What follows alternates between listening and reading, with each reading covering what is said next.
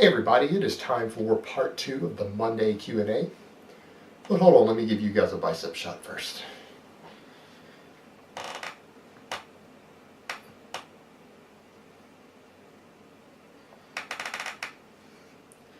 Now let's get into these questions. First question. What are your views on bigorexia in male lifters, and when should an individual be concerned about having it? This is really a complicated topic. I personally suffer from this because there's no way in hell I would have gotten myself up to 250 pounds with 20-inch arms before if I didn't suffer from muscle dysmorphia. Now, I would say it, like any other body image disorder, only becomes a problem when it is leading you to do things that you personally feel are detrimental to your health, or when it starts interfering with other aspects of your life and you're not going to be able to make a career out of it. Now, if you're actually training to be an NFL player, or a professional bodybuilder, or a professional wrestler, bigorexia can be very helpful in helping you become a millionaire. But if it is purely a hobby for you and it is costing you significantly in your life, and you feel like it's your obsession with gaining muscle all the time and being so insecure about it needing to be bigger is costing you friendships, it's costing you way more money than you really are willing to spend or want to spend, it's messing with your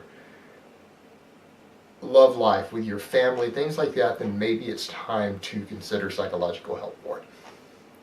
But it's really going to be a very individual thing, because what can be a problem for one person helps someone else become a millionaire. So I don't think it's that clear-cut and dry. But yeah, it is a real issue, and it can be detrimental to some people while being beneficial to others. All right, next question. If muscle growth is best when lifting more often, could it be better to reduce volume to 1 to 2 work sets per body part and gym it every day? Well, that's pretty close to what I do, actually. That's more or less how I train. If you guys got an idea from my training clip the other day, that wasn't part of a split. That's how I train every day. It's not uncommon for me to go in and do bench press, squat, deadlift, weighted chin-ups, overhead press, some curls and abs, and go home. And then go back and do something similar the next day. So it's very viable with that method. The things that you need to be aware of are modulating your volume and your workload so that you're not overtaxing yourself. Pay attention to connective tissue, joints, and other things like that. But yeah, there's no reason you can't train that way and make fantastic results. It's a matter of what you're comfortable with and what's going to motivate you the most. But physiologically and biologically speaking, that type of training is certainly viable and one means that can be used to make optimal progress in both strength and size. It absolutely can be done. It just has its own set of problems and things that you have to work around, just like any other training style does. All right, last question. Are you a full-time YouTube partner, or do you do other work?